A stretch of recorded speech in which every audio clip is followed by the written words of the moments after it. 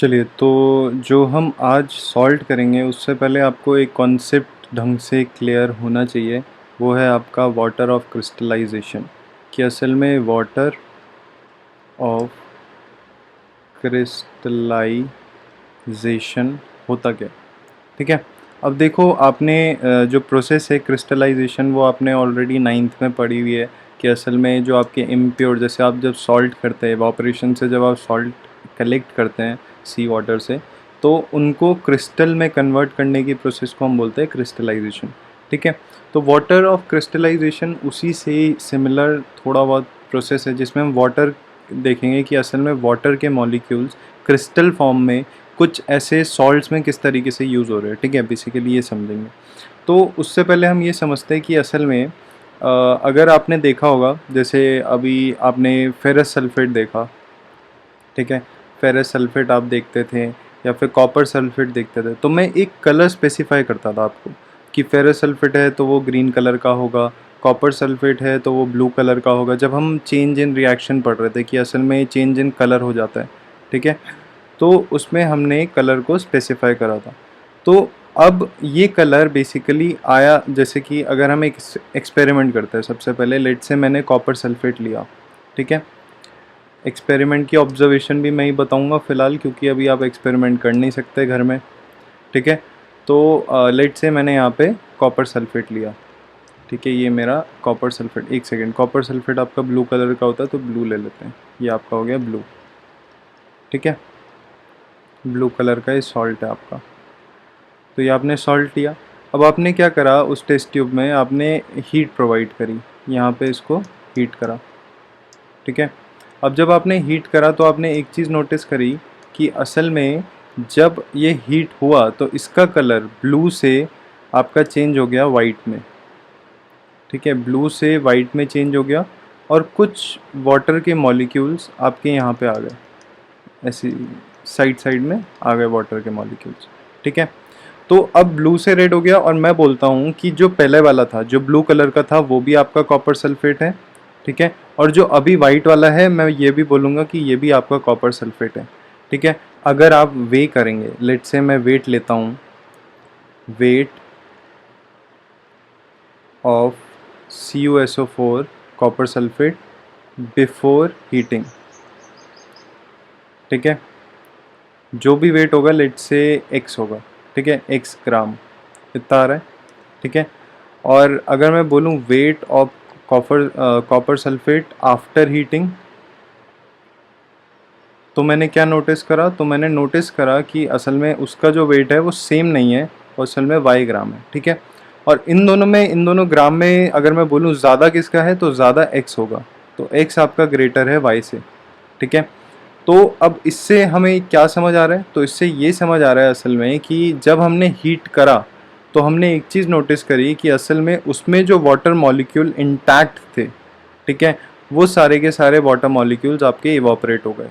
वो water molecules जो थे वो in the form of crystal उसमें अटैच थे। जैसे कि अगर मैं कॉपर सल्फेट की बात कर रहा हूँ, तो कॉपर सल्फेट असल में कॉपर सल्फेट डॉट 5H2O साथ में होता है, मतलब 5 ये जो मॉलिक्यूल आपको दिख रहे हैं वाटर के, ये एज अ क्रिस्टल उसमें अटैच रहते हैं, जिसकी वजह से ये ब्लू कलर आ रहा है। ठीक है। फिर जब मैंने उसे हीट करा तो ये जो वाटर मॉलिक्यूल्स है ये उड़ गए, जिसकी वजह से इसका कलर चला गया, तो ये सिंपल बन गया आपका कॉपर सल्फेट। तो आपका पहले जो था वो .5H2O था, तो आपका नया प्रोडक्ट बना है, आपका वो जो 5H2O है वो चला गया और आपका कलर भी चेंज हो गया। ठीक है। अब देखो, अब अगर मैं इसमें वापस अगर वाटर डाल दूंगा ना, अगर मैं इसमें वापस वाटर डाल दूं, तो मेरा वापस ये ब्लू कलर का बन जाएगा। ठीक है। तो ये काफ़ी इंटरेस्टिंग चीज़ होती है सॉल्ट्स के साथ खेलना। तो जितने भी, जैसे अब अगर हम आयरन की बात करते हैं, आयरन सल्फेट, फेरस सल्फेट जो आपका, आयरन सल्फेट कह रहा हूँ, फेरस सल्फेट जो आपका होता है उसके साथ 7H2O साथ में लगा होता है। तो सिमिलरली अगर मैं इसको हीट करता हूँ तो मेरे सारे के सारे जो वाटर मॉलिक्यूल्स है उड़ जाएंगे, तो मेरे पास क्या हो जाएगा, सिंपल वाइट कलर का एक सॉल्ट सा आ जाएगा, FeSO4। ठीक है। और अगर मैं उसमें वापस वाटर ऐड कर देता हूँ तो मेरा वापस ग्रीन कलर का सॉल्ट बन जाएगा, ग्रीन इन कलर हो जाएगा। ठीक है। तो ऐसे काफ़ी सारे सॉल्ट्स हैं जिनके बारे में आप पढ़ेंगे बेसिकली।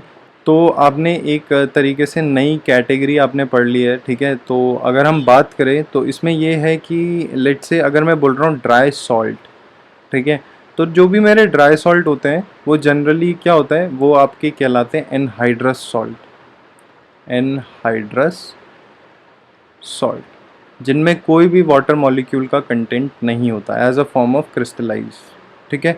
क्रिस्टलाइज्ड फॉर्म में कोई भी वाटर मॉलिक्यूल नहीं होता, जैसे कि NaCl हो गया। ये भी आपका एक तरीके से जब आपने हीट कर दिया ना, तो ये फेरस सल्फेट भी आपका एक तरीके से एनहाइड्रस सॉल्ट है, ठीक है, अभी टेम्परेरी बेसिस पे। और ये भी आपका एक तरीके से एनहाइड्रस सॉल्ट है, एनहाइड्रस सॉल्ट, ठीक है। तो एनहाइड्रस सॉल्ट्स होते हैं आपके सारे के सारे जो भी आपके ड्राई सॉल्ट्स होते हैं। वहीं दूसरी कैटेगरी आती है आपकी वेट सॉल्ट। मतलब वेट सॉल्ट ऐसा नहीं कि पानी पानी होगा उनमें, वेट सॉल्ट का मतलब है कि उनमें वाटर मॉलिक्यूल इंटैक्ट रहता है, जैसे कि उनको हम कहते हैं हाइड्रेटेड सॉल्ट। सबसे पहले हाइड्रेटेड सॉल्ट उनका नाम है।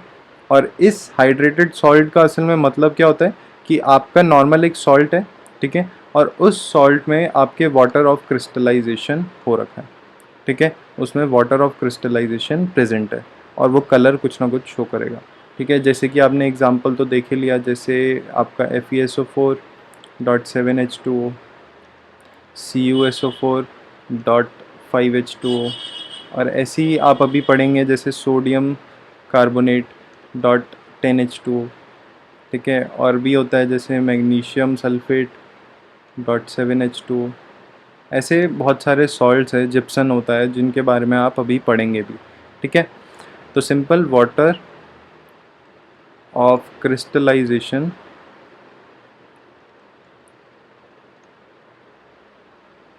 is a fixed number of water molecules present in one formula unit of salt, ठीक है। सिंपल आपके fix number of water molecules होते हैं जो एक फॉर्मूला यूनिट, जो आपका सॉल्ट की जो फॉर्मूला यूनिट है उसमें प्रेजेंट होंगे, ठीक है। ये आपका वाटर ऑफ क्रिस्टलाइजेशन की डेफिनेशन है। और अगर आती है तो एग्जैक्ट आपको यही लिखनी है, क्योंकि ये सबसे मिनिमाइज डेफिनेशन है, प्लस इसमें सारे कीवर्ड्स आपके अवेलेबल है, ठीक है। अब देखो, आपने वाटर ऑफ क्रिस्टलाइजेशन देख लिया, आपने सॉल्ट समझ लिया कि असल में ड्राई सॉल्ट है, उन्हें हम एनहाइड्रस सॉल्ट बोलते हैं। वेट सॉल्ट है तो वेट का मतलब है कि सॉल्ट प्लस क्रिस्टलाइज्ड फॉर्म, ठीक है, तो उसको हम बोलते हैं हाइड्रेटेड सॉल्ट, ठीक है। ये चीज़ आपने समझ ली, गुड। अब बारी आती है कि असल में मैं बात कर रहा हूँ अगर इन सॉल्ट्स की, जैसे अगर मैंने बोला FeSO4.7H2O, ठीक है, CuSO4.5H2O, ठीक है, फिर मैंने बोला Na2CO3.10H2O, ठीक है। तो इनका मैं नाम, मतलब इनको नाम कैसे दूँ, मतलब किस नाम से बुलाऊँ। तो जैसे अब देखिए, आपके जो ये हाइड्रेटेड सॉल्ट होते हैं, इनको नाम देने का तरीका क्या होता है। चलिए फर्स्ट से स्टार्ट करते हैं। तो असल में आपका यहाँ पे दे रखा है फेरस सल्फेट डॉट 7H2O। तो कैसे हम इसे बोलेंगे, तो सबसे पहले स्टार्टिंग वाला पार्ट इसको नॉर्मल लिख लेंगे, क्या हो जाएगा, फेरस सल्फेट, ये तो हमें पता ही है, ठीक है, फेरस सल्फेट। अब 7 के लिए हम यूज़ करेंगे हेप्टा हाइड्रेट, लास्ट में लगा देंगे हाइड्रेट, कि ये आपको बता रहा है कि असल में आपका वो हाइड्रेटेड सॉल्ट है, हाइड्रेट, ठीक है। अब अगर सिमिलरली इसकी बात करें तो ये आ गया कॉपर सल्फेट, तो कॉपर सल्फेट। 5 के लिए हम यूज़ करेंगे पेंटा हाइड्रेट, ठीक है। ये तरीका होता है आप इनका नॉमेनक्लेचर करने का बेसिकली। अगर हम इनकी बात कर रहे हैं तो ये देखिए, पहला पार्ट क्या है आपका, सोडियम कार्बोनेट, तो सोडियम कार्बोनेट, ठीक है। और 10 के लिए हम यूज़ करेंगे डेका हाइड्रेट, ठीक है। तो अब आपका जो नेक्स्ट सॉल्ट आता है, असल में ये पूरी की पूरी राम कथा मैंने क्यों सुनाई, क्योंकि असल में आपका जो नेक्स्ट सॉल्ट है, जो 3rd नंबर का सॉल्ट है, वो आपका यही है, ठीक है, जिसे हम बोलते हैं असल में वॉशिंग सोडा। इसका कॉमन नेम है आपका वॉशिंग सोडा। ठीक है, तो ये आपका हो गया Na2CO3 डॉट 10H2O। ठीक है, ये आपका इसका फॉर्मूला है। और अगर इसका हम असल में IUPAC नेम जो हमने ये नाम रखा है, इसको अगर हम ऐसे बुलाए तो हम बोलेंगे सोडियम कार्बोनेट डेका हाइड्रेट। ठीक है, तो ये हाइड्रेट आपको साफ साफ बता रहा है कि असल में ये हाइड्रेटेड सॉल्ट है, वाटर ऑफ। तो इसका अगर कोई पूछे ये 10H2O क्या है, तो इसका मतलब है 10 मॉलिक्यूल्स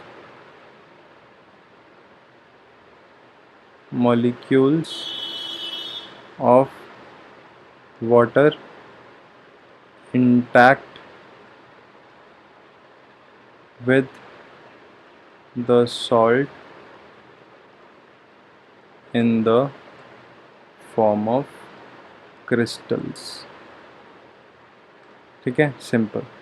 तो वॉशिंग सोडा का ये आपको पता ही चल गया कि असल में ये उसका केमिकल नेम है, केमिकल नेम। ठीक है, और उसके अलावा इसमें भी उसी तरीके से चीज़ें जो इम्पोर्टेंट है वो है प्रिपरेशन वगैरह। ठीक है, तो प्रिपरेशन की बात करते हैं कि किस तरीके से ये प्रिपेयर हो रहा है। तो प्रिपरेशन देखिए, अगर आपको याद नहीं हो रहा है तो मतलब आप रट्टा वैसे लगा सकते हैं, बट प्रेफर करिए कि याद हो जाएगा, क्योंकि कुछ चीज़ें हैं जो आप याद कर सकते हो। मतलब अगर रट्टा इसमें लगाना है तो इसमें लगा लो। ठीक है, क्योंकि इसमें 3 इक्वेशन है, तो लॉजिकली चलेंगे तो लॉजिकली भी समझ आ जाएगी। इन द फॉर्म ऑफ अगर रट्टा समझना है तो रट्टा के तौर पे भी आप समझ सकते हो। ठीक है, तो नॉर्मल क्या है वो, जैसे कि मैं बोलूँगा कि असल में मैंने ब्राइन सोल्यूशन लिया, ब्राइन सोल्यूशन। ठीक है, उसको मैं रिएक्ट कराऊंगा सिमिलरली वही एमोनिया गैस एंड आपकी कार्बन डाइऑक्साइड। तो मुझे क्या मिलेगा, मुझे मिलेगा सोडियम बाइकार्बोनेट जो आपने पिछली बार बनाया था, जिसको हम बेकिंग सोडा कहते हैं। ठीक है, और साथ ही साथ मुझे मिलेगा NH4Cl। ठीक है, तो इसको ज़रा मैं लिख लेता हूँ इस फॉर्मेट में, नॉर्मल इक्वेशन की फॉर्मेट में। तो आपका बन जाएगा कि brine solution is NaCl plus H2O। ठीक है, उसको मैंने रिएक्ट करवाया NH3 प्लस CO2 के साथ। ठीक है, तो आपको मिलेगा सोडियम बाइकार्बोनेट प्लस NH4Cl। तो ये आपका स्टार्टिंग प्रोसेस होगी। ये 3 प्रोसेस में होगा, सबसे पहला स्टेप आपका ये है। तो अब देखिए, मुझे इसकी ज़रूरत है, इसकी ज़रूरत नहीं है, तो मैं ये उठा लूँगा। तो ये मैंने उठा लिया, तो NaHCO3। ठीक है, अब मैंने आपको बताया था कि अगर मैं इसे हीट करता हूँ, हीट वाला हमने प्रोसेस पढ़ा था कि जब हम हीट करते हैं इसे तो हमें क्या क्या मिलता है, हमें मिलता है सोडा ऐश, सोडियम कार्बोनेट, जिसको हम क्या बोलते हैं, सोडा ऐश। और ये बहुत ज़्यादा बिटर इन टेस्ट होता है, तभी हमने बेकिंग पाउडर का इनोवेशन देखा था। ठीक है, और CO2 गैस रिलीज आउट होती है, प्लस और क्या मिलता है, water as a by product. ठीक है, तो ये चीज़ हम देख चुके हैं। सोडा ऐश आपका बहुत ही बिटर होता है, तो इसलिए हमने ऑल्टरनेटिव बनाया था कि हमने इसको रिएक्ट करवा दिया था टार्टरिक एसिड के साथ, ताकि कि हमारा बेकिंग पाउडर बन जाए और उसमें सिंपल आपका Na पॉजिटिव मिलता था, जो आपका बिटर इन टेस्ट नहीं होता। ठीक है, तो ये तो हम प्रोसेस देख ही चुके हैं। तो ये आपकी दूसरी प्रोसेस है, आपने हीट करा है normal sodium carbonate, sodium bicarbonate को। ठीक है, फिर जब आपने सोडियम बाइकार्बोनेट को हीट कर दिया, अब बारी किसकी है, आप सिंपल आप सोडा ऐश उठा लो, क्योंकि मुझे ना इसकी ज़रूरत है ना इसकी ज़रूरत है। तो सोडा ऐश हमने उठा लिया। तो सोडा ऐश हमने, थर्ड जो आपका प्रोसेस रहेगा कि नॉर्मल आपने सोडा ऐश उठाया। ठीक है, और उसको 10 मॉलिक्यूल्स ऑफ H2O के साथ रिएक्ट कर दो, तो आपको सिंपल क्रिस्टलाइज्ड फॉर्मेट मिल जाएगा। तो Na2CO3 डॉट 10H2O मिल गया। तो ये आपका आ गया फाइनल वॉशिंग सोडा। ठीक है, सोडियम कार्बोनेट डेका हाइड्रेट या फिर वॉशिंग सोडा फाइनली आपको मिल गया। ठीक है, तो ये पूरी की पूरी उसकी प्रिपरेशन है। तो प्रिपरेशन जनरली इसकी आ जाती है क्योंकि इसमें 3 स्टेप इन्वॉल्व है। तो आपको नॉर्मली इस तरीके से याद रखो कि ब्राइन सोल्यूशन, ये तो आपने वैसे भी कर चुके हो। वहाँ पे बेकिंग सोडा में हम यहीं पर रुक जाते थे कि बस हमें बेकिंग सोडा मिल गया और क्या चाहिए। तो बेकिंग सोडा हमने ले लिया। असल में नेक्स्ट स्टेप में हमने क्या करा, इस बेकिंग सोडा हमें, क्योंकि ये तो चाहिए नहीं, तो बेकिंग सोडा लिया, उसको हीट करा ताकि कि हमें सोडा ऐश मिले, एंड सोडा ऐश को हमने 10 मॉलिक्यूल्स ऑफ वाटर के साथ रिएक्ट कर दिया ताकि कि हमें ये वाला वॉशिंग सोडा मिल जाए। ठीक है, तो अब इसके कुछ आपके यूजेस हैं, तो वो यूजेस देख लेते हैं कि इसके क्या क्या यूजेस हैं। ठीक है, तो सबसे पहले यूज़ की अगर मैं बात करूं तो ये क्लिनजिंग, वॉशिंग अगर आपको लिखा हुआ है तो क्लिनजिंग एजेंट की तरह तो यूज़ होगा ही होगा। ठीक है, तो यूजेस एज क्लिनजिंग एजेंट। ठीक है, दूसरा दूसरा अगर मैं इसका यूज़ लिखना चाहूँ तो असल में आपकी जो परमानेंट हार्डनेस होती है वाटर की, उसको एक होता है हार्ड वाटर, एक होता है सॉफ्ट वाटर। ठीक है, तो जो आपका हार्ड वाटर होता है उसको बेसिकली रिमूव, उसको सॉफ्ट करने के लिए हेल्प करता है ये। तो uses for removing the permanent hardness of water. देखो ये वाला काफ़ी इम्पॉर्टेंट पॉइंट है, क्योंकि यूज़ में आपको ये पॉइंट लिखना ही लिखना है सबसे पहली बात। और दूसरी बात ये है कि कभी कभी एमसीक्यू में भी पूछ लिया होता है कि भाई which salt is used for removing the permanent hardness of the water, या फिर which salt is used for the softening of water. कि असल में इस तरीके से भी पूछ लेते हैं कि असल में सॉफ्टनिंग ऑफ वाटर के लिए आपका कौन सा सॉल्ट यूज़ होता है। तो नॉर्मल आप बोलेंगे सोडियम वॉशिंग सोडा।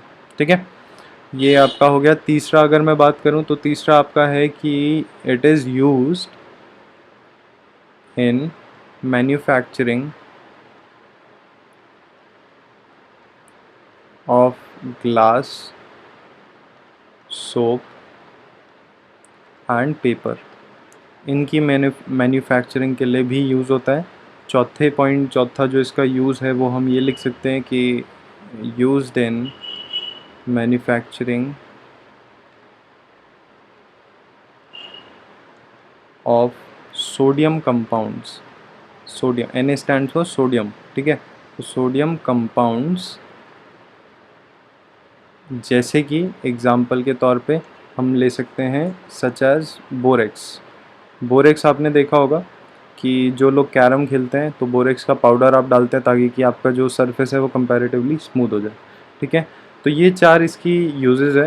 ठीक है, तो आज के लिए बस यही सॉल्व करते हैं, बाकी के जो सॉल्ट्स हैं वो नेक्स्ट क्लास में टेकअप करते हैं। ठीक है, तो आपके लिए नॉर्मल होमवर्क रहेगा कि रिवाइज़ करिएगा, एंड अगर कोई भी डाउट हो तो पूछिएगा। चलिए फिर आज की वीडियो के लिए बस